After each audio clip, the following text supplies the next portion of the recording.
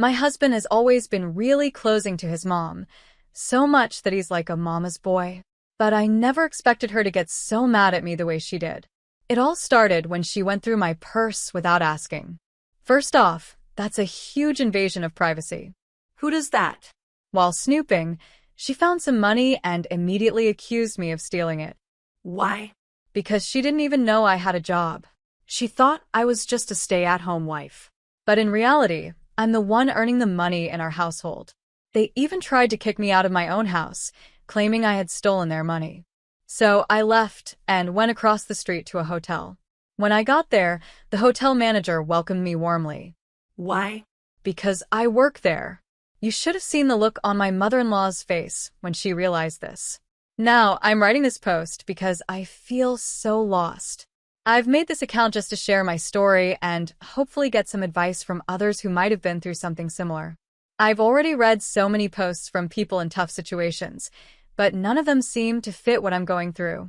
Before I go further, I want to admit that I know I made some mistakes to end up here. I should have seen the red flags, but I didn't. Now, all I can do is figure out my next steps. Please don't judge me. I just need help to move forward. If you're still with me, here's why I'm posting this. I'm 30, and I'm starting to think my husband might be cheating on me. The problem is I rely completely on him and his parents, so leaving feels impossible. I'll explain everything in sections so it's easier to understand, and not just one big rant. Why I think my husband is cheating. I'm not someone who jumps to conclusions easily. I try to stay calm and think things through. But my husband, Randy, has never been good at sharing his thoughts or communicating what he wants. Because of that, I'm starting to notice things that feel off. This is just the beginning, and I'm trying to figure out what to do next. I hope sharing my story here will help me find some clarity and advice. I've had to learn to read between the lines and assume I don't always have all the information. I try not to overreact, and I've always given my husband a lot of trust. After all, we've been married for almost 10 years now, and I'd like to think I know his behavior well, what's normal and what isn't. When we first got married, he was in the military, but he was discharged a few years ago due to an injury. So, I'm not just calling him a cheater because he's been going out more than usual. I don't assume he's unfaithful every time he's out of my sight. But there are multiple reasons, real reasons, that have made me think something is going on. Why I think he's cheating. Lately, he's been going out much more often. When he bothers to explain, he says it's because he's working late. He's a real estate agent, so his schedule has always been a bit unpredictable. At first, I didn't think much of it. But over time, he started coming home later and later, always sticking to the excuse that he was working. Then there's his phone. He's constantly on it now, much more than he used to be. He says it's for work, but he already has a work phone that he uses for business. The extra time he's spending on his personal phone feels suspicious. A few weeks ago, I even saw him using Snapchat, which he's never used before, at least not that I know of. I can't imagine work-related conversations happening on Snapchat. There are other things too. Sometimes, he comes home smelling like a woman's perfume. Other times, he looks more put together than he should after supposedly working late. I'm not sure if these are solid reasons to feel this way, but in my heart, I know something is wrong. I believe he's being unfaithful, and probably still is. Why I haven't confronted him or left. You're probably wondering why I haven't just talked to him about this or left. The truth is, talking to him wouldn't help.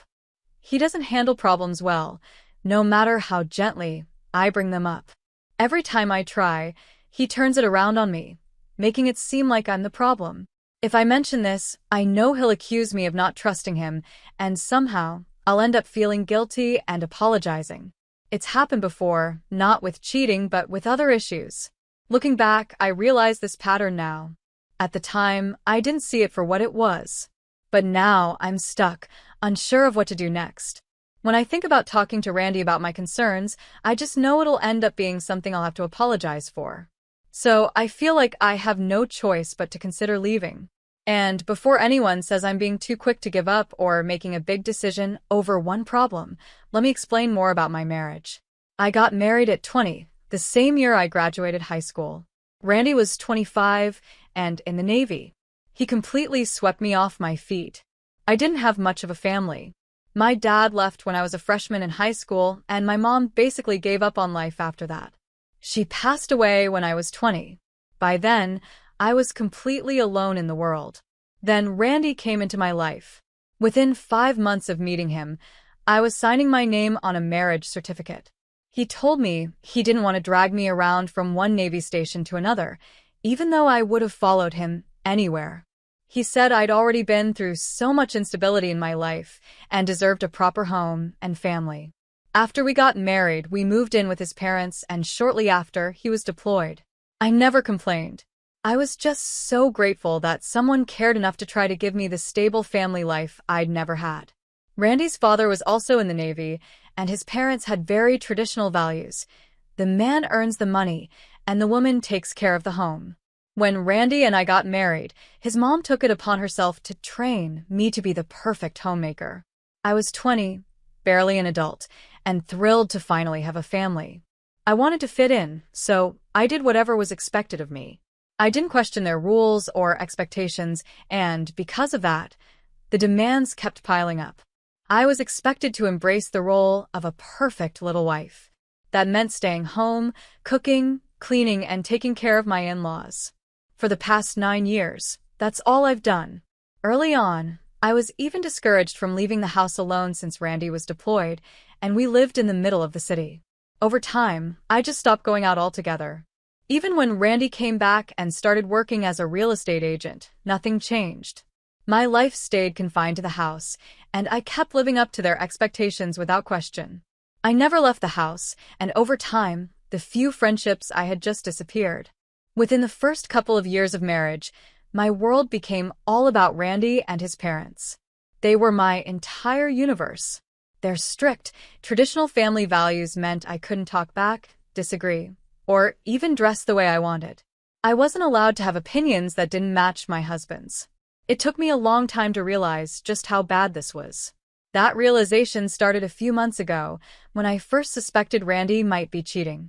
Deep down, I've always known the way they've treated me isn't right. But since they're the only family I have, I didn't want to face the truth. The hardest thing to accept is knowing that, even if I wanted to leave, I couldn't. I have no one else to turn to. I don't have an education, a job, or any experience. I'm almost 33 years old, with nothing but a high school diploma and a blank resume. I've looked at job listings in my city, but they just made me feel worse. I'm not qualified for anything, and I don't have any savings to help me get by while I figure things out. I have nothing, and I feel completely stuck. I honestly don't know what to do. I need help, so please tell me, what would you do in my situation? Update 1. Thank you for your kindness. Hi, everyone. First, I want to thank all of you who commented or reached out after my last post. I'm not sure how to link it here, but it's the only other post on this account if you want to read it. I can't tell you how much your kindness, advice, and support mean to me. After I posted, I spent hours panicking. I was so scared someone might find my post and figure out it was me. I even thought about deleting it so many times that night. But the next day, my mother-in-law's side of the family came to visit, and I got so busy hosting that I forgot about the post for a few days. By the end of the week, I came back to find so many messages and comments from amazing people offering advice and support. I read every single one, and I took all of your advice to heart. You've given me so much to think about, and I'm truly grateful. Thank you for helping me feel like I'm not alone in this. I looked into a women's shelter nearby, and even called them once, but they didn't answer, and I never got around to calling again. I did, however, read a lot of information and personal stories on their website. One blog post stood out to me. It was about a woman who turned her life around after leaving an unhealthy marriage by starting a job as a cleaner. One day, I was driving home after dropping my mother-in-law off at her social club when I noticed a help wanted sign at a hotel not far from home. Since dropping her off and picking her up were the only times I ever left the house, seeing that sign felt like pure luck. I decided to go in and ask about the job. When I walked in, I ended up talking to the hotel manager. I explained, in a professional way, that I really needed a job and didn't have any qualifications. I think God was truly looking out for me that day because she decided to give me a chance. She offered me a housekeeping position, even though I couldn't work many hours, and said she'd work around whatever schedule I could manage. I don't know if she sensed how much I needed this opportunity or if it was just kindness, but she believed in me. I started working 5 days ago. After dropping off my mother-in-law, I drive home, park the car, and walk to the hotel. It's not far, and I don't want anyone to notice the car missing. Plus, I don't mind the walk. At the end of this week, I'll be getting my first paycheck ever. It might not seem like a big deal to others, but for me, it's a step forward. It's progress, and I thank God every day for this chance. Update 2. Feeling defeated. I don't even know where to begin. I'm in shock. I really thought things were getting better. For the first time in a long time, I felt like I was finally taking steps toward freedom and independence. I thought I was on the right track. But now, I'm worse off than I've ever been. Part of me thinks I should have been more careful, but the bigger part of me is wondering if I made a mistake by even trying to change my life. I wanted freedom so badly, in any form, but now I don't know if I made the right choice. I feel lost again. Weeks ago, I started working as a housekeeper at a hotel. When I made my last update, I felt on top of the world, like I had everything figured out. I would go to work when everyone was out, and I'd always be home before they got back. It was working perfectly, until it wasn't. Tonight, we went out for dinner to celebrate my father-in-law. He had a great article written about him in the local news. After leaving the Navy, he became a politician in our small town, and he's been doing really well over the last few years. This article was like the cherry on top of his success. Everyone was in high spirits during dinner. Afterward, he got a call from some of his friends and colleagues inviting him out, so he left, and it was just me, Randy, and my mother-in-law heading home. I was carrying my purse, and at some point, during dinner, my mother-in-law had slipped her phone into it without me noticing. On the way home, she reached into my bag to get her phone and instead pulled out my wages for the week. I had put the money in there earlier in the day and completely forgotten about it while rushing to get ready for dinner. Of course, she wanted to know where I got the money. I froze. Before I could say anything, she jumped to her own conclusion. She told Randy to pull over, and when he did, she accused me of stealing. I denied it, telling them I had earned the money. But as far as they knew, I didn't have a job. I never left the house, so where else could the money have come from? They kept accusing me, and I kept denying it, but they wouldn't believe me. Then Randy leaned over, opened the passenger door, and told me to get out. I just sat there, frozen. This time, he didn't even argue. He got out of the car, walked to my side, pulled me out, and left me standing on the sidewalk. I was still in shock, holding my bag, when he snatched my purse from me, got back in the car, and drove off. My mother-in-law rolled down the window and said, "Thieves deserve to live on the streets. Maybe if you don't tell them, they'll let you in as a homeless person for the night." I turned around, and behind me was the hotel, the very same hotel where I work and had earned the money. I don't know what came over me at that moment. I was so overwhelmed by everything that I just laughed, not because it was funny, but out of pure disbelief. I didn't know what to think or how to react. So I walked straight to the hotel. By some miracle, the same manager who had hired me, Abigail, was at the front desk. For the past 4 weeks, she'd been checking in on me, even though she could tell there was something about my situation I wasn't sharing. When I walked in, looking completely shell-shocked, with nothing but the clothes I was wearing, she didn't ask questions. She just hugged me and took me to the back room. Thankfully, I still had my phone with me. Update 3.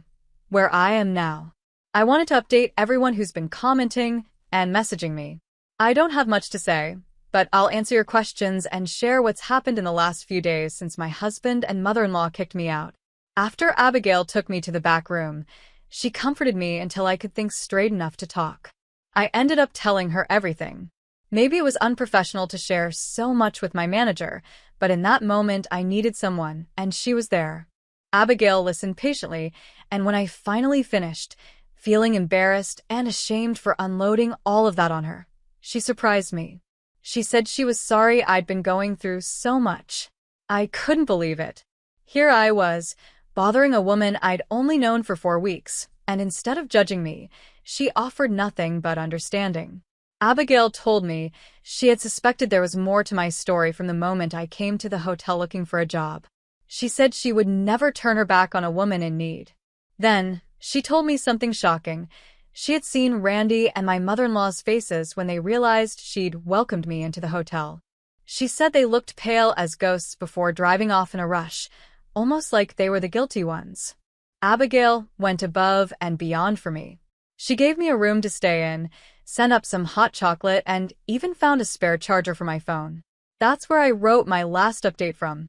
The next morning, as if she hadn't already done enough, Abigail came to see me again. She brought documents proving I'd been working at the hotel, along with my pay slips for the last 4 weeks. She said, "No one's going to make you feel like you have to defend yourself. You've earned this money, and you deserve your dignity." Abigail's kindness has been more than I could have ever asked for, and I'm so grateful for her. She didn't just give me a job, she gave me a chance to start over. I hadn't stolen a thing, and I was determined to prove it. Abigail drove me to my in-laws' house, what used to be my home. I didn't want to drag her any further into my problems, so I went inside alone. I didn't really have a plan, and I wasn't sure what I was hoping to achieve. When I showed Randy the documents proving I'd earned the money from my job, he just looked at them and said it didn't change anything. He told me I had gone behind his back and that it would take a lot for him to forgive me. His mother agreed, saying I couldn't blame them for their reaction because I had broken their trust. In that moment, I realized something. If I gave in, apologized, and begged for forgiveness, I'd never get out of this. I'd never have another chance to change my life. It took every ounce of strength I had to walk into our bedroom, grab a few things, and leave as quickly as I could. I'm so thankful I followed the advice from a commenter who told me to have my important documents ready to go. Those were the first things I grabbed. And I'm even more grateful that when I walked out, practically running as Randy screamed at me, Abigail was still waiting for me outside. So, here I am now, sitting in a hotel room with just a duffel bag and nothing else to my name. This is what I wanted, isn't it? Update 4. Standing up for myself. For 10 years, I did everything my husband and his parents told me to do. I learned to be a good wife, the perfect daughter-in-law, a homemaker, a maid, and their errand girl. I learned that when they said something, it wasn't my place to argue. But when they threw me out into the street in the middle of the night, they lost the right to have me silently follow their rules. And when they came into my workplace and berated Abigail, the one person who ever stood up for me, they crossed the line. Abigail is the only person who has supported me in the last decade, and I decided I was done being passive. I was right at the end of my last update. This is what I wanted. I gained nothing by sitting here, wallowing, and letting them control my life. There were even bruises on my arm from where Randy had grabbed me to pull me out of the car. I didn't notice them at first, but when I finally did later that night, I realized just how much I had let myself endure without saying anything. I didn't know what to do with that realization at first, but now I do. I'm done letting them hurt me, and I'm not going back. I figured it all out when Randy and my mother-in-law showed up at the hotel. They came in thinking they could confront Abigail, accusing her of sticking her nose where it doesn't belong and filling my head with nonsense. Then they tried to threaten Abigail's job by name-dropping my father-in-law, the politician. But I was ready for them. I had already taken the CCTV footage from the night Randy threw me out and paired it with photos of my bruises. I went straight to the police. I didn't care if they couldn't take action. I just wanted to make a report and make sure they had the evidence. I also emailed everything to the same newspaper that had recently written a glowing article about my father-in-law. You know, the one we were celebrating when this whole mess began. As of this morning, 3 local newspapers and 4 websites have published stories about a prominent local politician's wife and son abusing his daughter-in-law and throwing her into the street. Each article has called out Randy and his mother, putting a spotlight on the so-called family values my father-in-law claims to uphold. So far, I haven't spoken to any of them, but I've received at least 10 calls from my husband, my in-laws, and a bunch of unknown numbers, probably them or maybe journalists. I don't know if they're looking for me, and I don't care. I don't plan on seeing them again until I have a lawyer and file for divorce. Right now, I'm staying in Abigail's apartment, far away from the people I once called family. It's scary. I don't know what the future holds, and I don't have everything figured out. But I know this. It's better than going back. It will get better. Last night, I read a quote that said, "To build your new life, sometimes you have to burn your old one to the ground. It's painful, and it's not easy, but it's necessary." This is what I need to do to move forward and finally build a life of my own. Update 5. The final update. Hi, everyone. I never thought I'd come back to this post, especially after all these months, but I just had to share the good news with the people who helped give me the strength to break free. I just got promoted. It's not official yet and won't take effect immediately. It might not even happen this year, but I've been accepted into a management training program at the hotel. It's a small step, but it's mine. For the first time in years, I feel like I'm building something real for myself.